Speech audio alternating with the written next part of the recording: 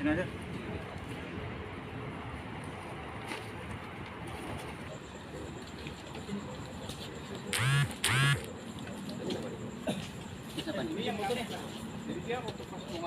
Siapa namanya?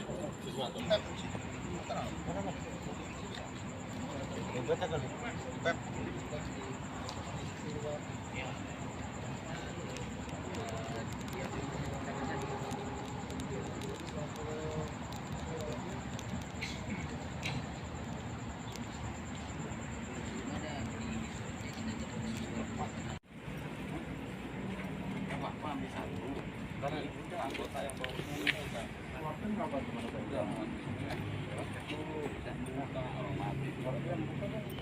Jadi untuk penemuan jenazah ini diduga korban 170 ayat 2 ke 3E, yaitu korban pengeroyokan yang mengakibatkan meninggal dunia. Itu kami menerima laporan hari Sabtu pukul 21.00. Saat itu kita langsung berangkat menuju Ancol untuk menuju ke TKP. TKP-nya ada di pos security Ancol. Tepatnya berada di bagian belakang pos security Ancol, yaitu di kalau tidak salah itu adalah lapangan bulu tangkis dan lapangan parkir. Kemudian saat kita datang ke sana, ada salah satu pelaku atas nama P mengakui bahwa dia yang melakukan pembunuhan ini. Dari dasar itu kami cek dulu terlebih dahulu bagaimana kondisi dari korban. Setelah kami cek kondisi luka-luka, ada ketidakcocokan antara pengakuan pelaku P terhadap bukti-bukti luka-luka di korban ini.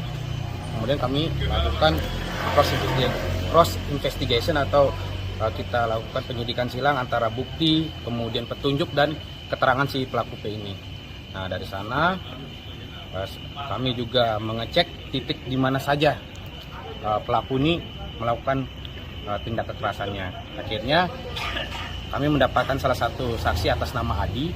Nah, saksi ini menjelaskan bahwa sebelum terjadi ini sekitar pukul 12.30, saksi Toto mengamankan pelaku di daerah Lumba-Lumba. Mengamankan korban di daerah Lumba-Lumba. Diduga oleh saksi korban ini adalah salah satu orang yang melakukan tindak pidana di daerah Ancol. Saat diamankan, diserahkanlah kepada chief security-nya. Kemudian chief security membawa korban menggunakan kendaraan bermotor ke pos security Ancol. Nah, saat itu dilakukanlah interogasi awal oleh chief security kepada korban. Tidak berselang lama, datanglah pelaku P. Pelaku P ini kemudian memegang bahu korban dan menyeret ke belakang, membawa ke belakang pos security Ancol. Disitulah dilakukan interogasi lanjutan. Nah, dari interogasi tersebut terjadilah tindak pidana ini. Jadi pertama kali pelaku P ini melakukan pemukulan menggunakan tangan kosong, kemudian dilanjutkan oleh menggunakan sebuah benda, yaitu potongan bambu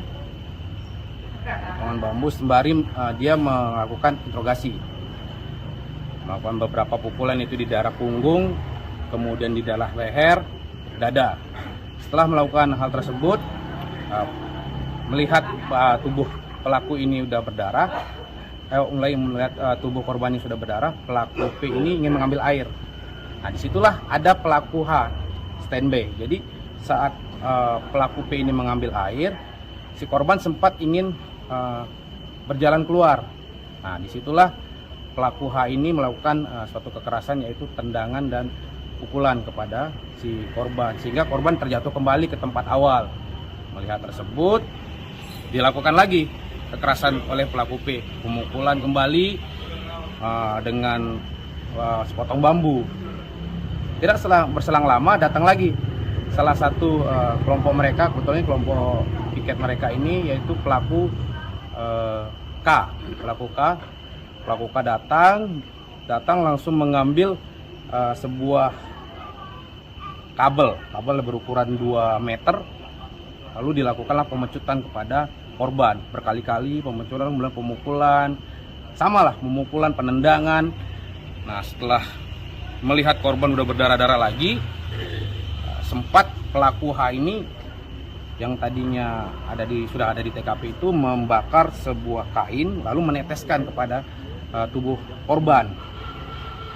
Korban meneteskan. Nah, pada saat meneteskan tersebutlah datang lagi pelaku baru, yaitu namanya pelaku S. Nah, pelaku S ini datang langsung menendang korban, melihat pelaku H tadinya juga meneteskan kain, dia mencari juga bahan yang bisa dibakar, yaitu sebuah kaki kursi yang sudah rusak, kaki kursi plastik diteteskan juga ke korban, serta pelaku H dan pelaku S ini sempat menyiramkan air cabai. Nah, setelah sudah melakukan beberapa penganiayaan, korban sudah mengalami lemas. Nah, ada terpikirlah dari beberapa pelaku ini untuk rencana melepaskan bahasa dari mereka. Jadi melepaskan, digotonglah korban ini ke mobil Grand Max, mobil operasional mereka, digotong, sempat mereka keluar melalui pintu selatan. Pintu selatan di depannya Diamond, mobil itu mengalami kehabisan bensin dan mati tengah jalan, sehingga membuat kemacetan, dan kedua pelaku ini yang membawa saat itu adalah pelaku H dan pelaku P. Yang mengendarai kebetulan adalah pelaku H, kemudian yang menjaga dan melihat korban yang ada di belakangnya adalah pelaku P. Pelaku P menyampaikan kepada pelaku H bahwa tanda-tanda kritis pada korban. Dalam keadaan panik, mobil macet di tengah jalan, mulailah mereka untuk mendorong mobil untuk balik ke pintu karnaval. Ditunggulah pelaku S ini membawa BBM isi semuanya. Masuklah mereka ke pintu karnaval menggunakan Grand Max ini. Si pelaku S mengikuti dengan motor, P masih sama menjaga si korban, kemudian H yang menyetir. Karena situasi waktu itu hari Sabtu di Ancol sekitar pukul 5 masih padat dengan ada event, mereka berbalik tidak jadi melewati menuju ke Ancol dalam. Jadi mereka berbalik, ada jalur di sebelah kiri, yaitu di Jimbaran ada jalur kecil, dia masuk ke sana membawa mobil itu bertiga. Nah, sampailah di sana, diparkir, dicek kembali keadaan si korban ini. Ternyata sampai di sana sudah dibangunkan, tidak sadarkan diri. Paniklah mereka bertiga, mulai menelpon temannya yang lain. Jadi sempatlah mereka berempat ini berkumpul di satu tempat di lokasi itu, memikirkan apa yang harus dilakukan dengan korban ini. Akhirnya karena sudah pusing, tidak tahu harus melakukan apa, dia telepon chief security, melaporkan bahwa awalnya dia melaporkan bahwa si korban ini pingsan. Nah, chief security memerintahkan untuk segera dibawa ke rumah sakit memberikan pertolongan pertama, dan kaget kenapa kok bisa sampai terjadi ini begitu. Nah, karena mereka takut membawa korban ini ke rumah sakit nanti diduga sebagai korban tindak pidana, mereka diamkan. Jadi dari pukul 5 sampai pukul setengah 8 itu kendaraan masih berada di sana beserta pelaku-pelaku ini. Akhirnya sudah putus asa, mereka mungkin melakukan permufakatan di situ. Si pelaku P ini bersedia untuk menjadi pelaku tunggal alias eksekutor sendiri. Nah, mendengar hal tersebutlah akhirnya pelaku H menelpon kembali chief security. Kaget kenapa tidak dilakukan perintahnya itu membawa ke rumah sakit. Akhirnya mengambil kebijakan Ancol dan chief security untuk memerintahkan mereka kembali semua, jangan sampai mereka kabur. Nah, udah kembali semua, dua orang ini yaitu pelaku P dan pelaku H ke pos security. Nah, baru saat itulah kita menerima laporan. Nah, kita datang segera ke TKP. Nah, saat itulah pengakuannya hanya pelaku P.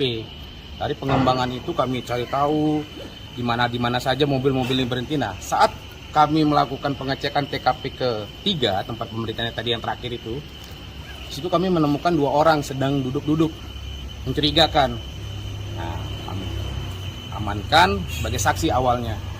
Ternyata setelah kami bawa hadapkan ke mereka, antara pelaku P dan pelaku H mengakui bahwa tidak hanya P saja melakukan, bahwa mereka berempat ini melakukan tindak pidana tersebut. Jadi dari pukul 12:30 mereka mengamankan, kemudian mereka mulai mengeksekusi itu sekitar 1:30 sampai jam 3 lebih. setelah asar kalau tidak salah itu kata mereka. Habis itu sekitar 3:30 mereka mengeksekusi.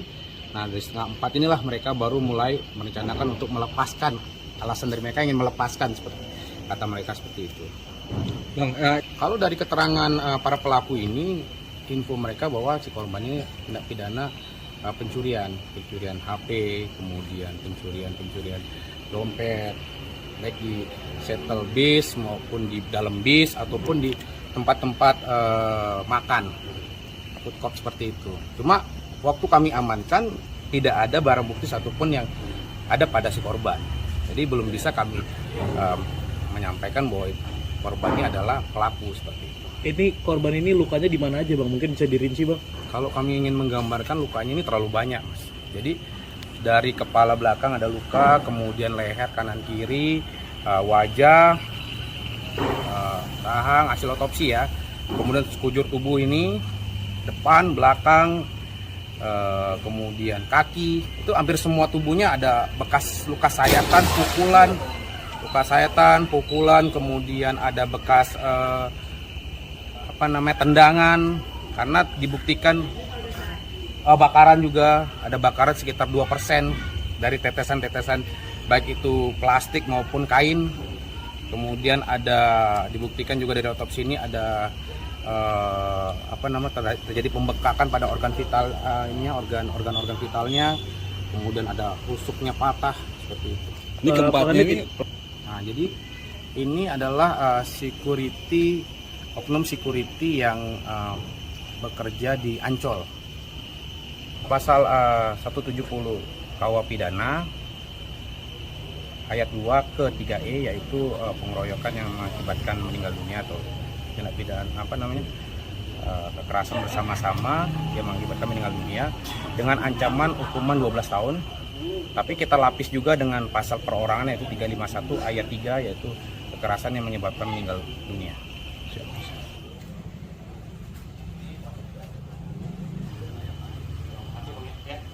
Bang, ini yang pecah kaca di Koja nih Bang.